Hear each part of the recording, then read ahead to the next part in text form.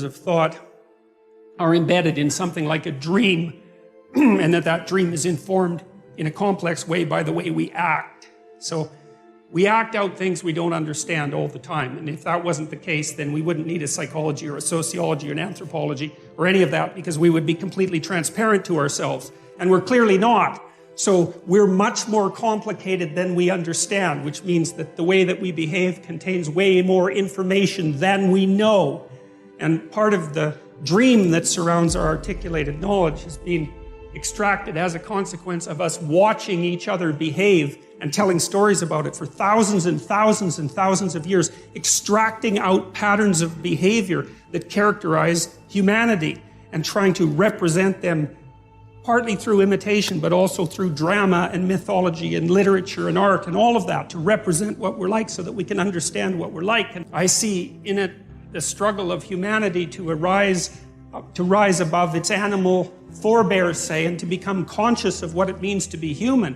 And that's a very difficult thing because we don't know who we are, what we are, where we came from, or any of those things. And, you know, the life is an unbroken chain going back 3.5 billion years. It's an absolutely unbelievable thing. Every single one of your ancestors reproduced successfully for 3.5 billion years.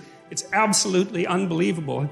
We rose out of the dirt and the muck, and here we are, conscious but not knowing, and we're trying to figure out who we are.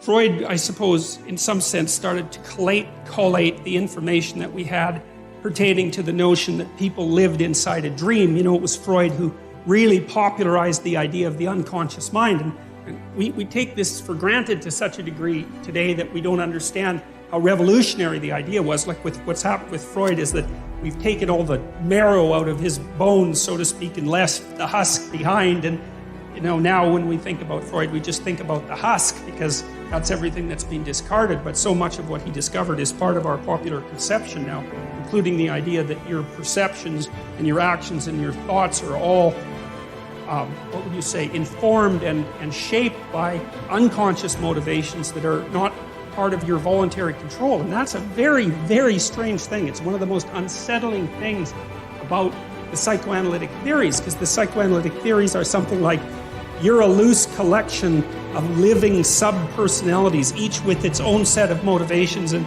perceptions and emotions and rationales, all of that. And you have limited control over that. So you're like a plurality of internal personalities that's loosely linked into a unity.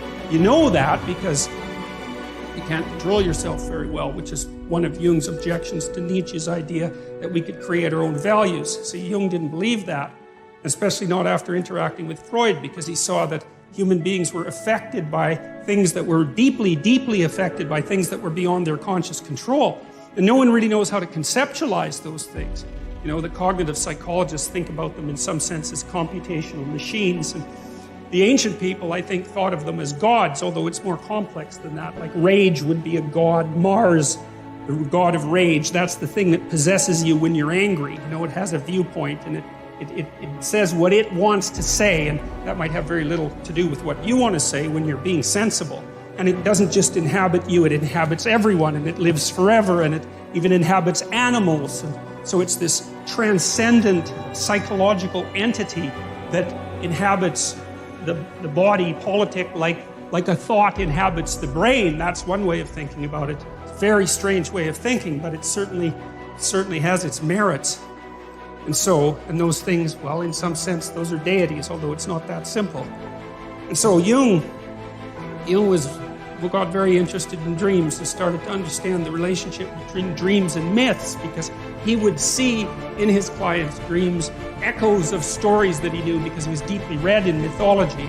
And then he started to believe that the dream was the birthplace of the myth, and that there was a continual interaction between the two processes, the dream and the story, and storytelling. And, well, you know, you tend to tell your dreams as stories when you remember them. And some people remember dreams all the time, like 2 or 3 a night. I've had clients like that.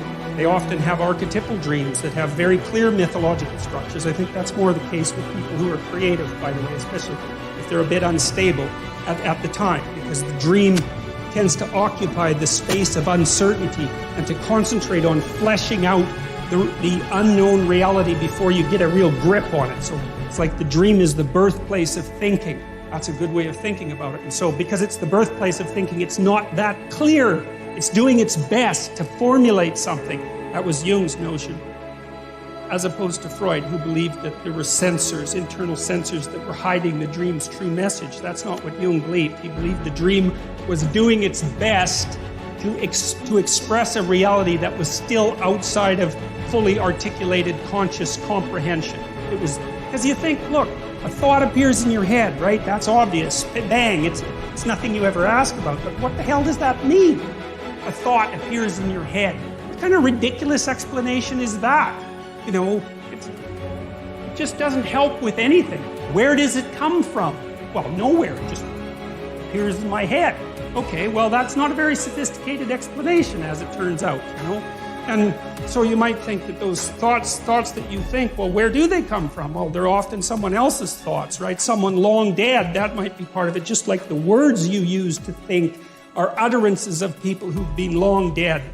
And so you're informed by the spirit of your ancestors. That's one way of looking at it. And your motivations speak to you, and your emotions speak to you, and your body speaks to you. And it all does all that, at least in part, through the dream. And the dream is the birthplace of the fully articulated idea.